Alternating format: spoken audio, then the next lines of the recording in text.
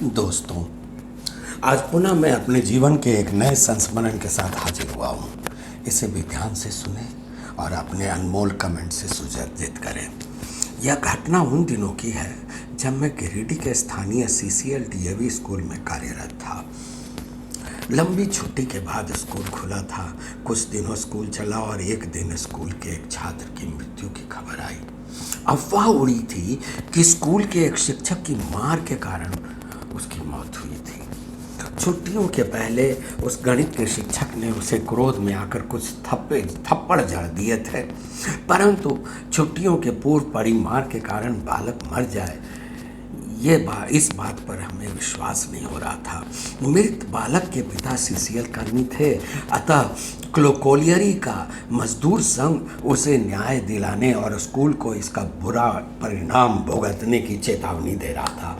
अफवाह ये भी उड़ी कि स्थानीय थाना में उस शिक्षक के विरुद्ध एक एफआईआर भी दर्ज कर दिया गया था।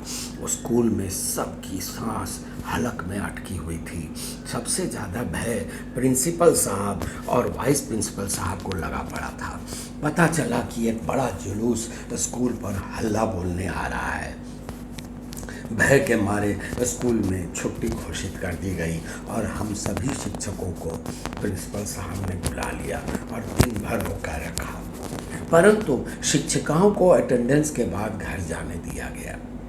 यहाँ यह बताना जरूरी समझता हूँ कि मैं और मेरे जैसे कई शिक्षक शिक्षिकाएं दूर गिरिडीह शहर से स्कूल आते थे।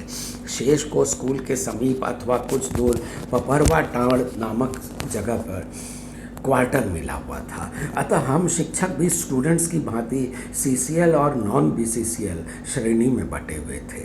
मुझे अपने सहकर्मियों से ज्ञात हुआ कि डीएवी स्कूल में एक प्रथा प्रचलित थी कि दोषी शिक्षक यदि स्थायी कर्मी हो तो ऐसी घटना के उपरांत उसे हेड ऑफिस रांची में हाजिरी लगानी पड़ती थी, जहां से उसे दंड स्वरूप ट्रांसफ़र पोस्टिंग किया जाता था। तो वह शिक्षक रांची के लिए रवाना कर दिया गया। इसमें एक फ़ायदा और भी था कि जब जुलूस आए तो दोषी शिक्षक को न पाकर भीड़ का क्रोध उन पर न टूटे। हम शिक्षकों की तो चांदी थी। कुछ कैरम खेल रहे थे, कुछ गप्पे लड़ा रहे थे, कहीं अंताक्षरी खेली जा रही थी, हमें पेंडिंग कार्य भी थमा दिया गया था, कुछ करेक्शन कर रहे थे कॉपियाँ, पर सबकी निगाह स्कूल के मुख्य द्वार पर टिकी हुई थी। 2 सिपाही सुरक्षा हेतु थाना से आग्रह करके गेट पर नियुक्त कर दिए गए थे। दोपहर के 2:30 बज गए और कुछ न हुआ। तब प्रिंसिपल साहब ने अनिच्छा से हमें घर जाने दिया। शनिवार रविवार की छुट्टी थी।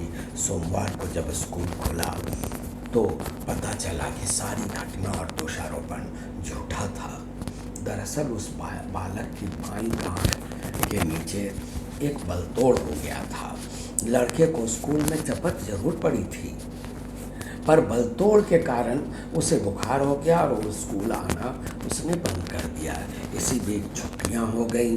बालक के पिता ने उस बालक का, अपने बच्चे का सही उपचार नहीं किया और ब्लेड से घाव काट कर मवाद निकाल दिया, जिस कारण उसे शायद सेप्टिक हो गया और उसके कारण उसकी मृत्यु हो गई। इस प्रकार वह शिक्षक पूर्णतया निर्दोष पाया गया, पर उन्हें सजा स्वरूप ट्रांसफ़र पोस्टिंग हो चुकी थी उनकी। प्रायः शिक्षकों, प्रिंसिपल आदि पर पिटाई, व्याभिचार, छेड़खानी आदि के आरोप लगते हैं। बाद में वे निर्दोष भी पाए जाते हैं, पर समाज उन्हें पहले ही बदनाम कर चुका होता है। इस झूठी बदनामी की भरपाई कौन करेगा? आशा है आपको मेरा यह पॉडकास्ट भी अच्छा लगा होगा। मैं पुनः एक नए संस्मरण के साथ हाजिर होता हूँ। तब तक के लिए गुड बाय, खुश रहें, मस्त रहें।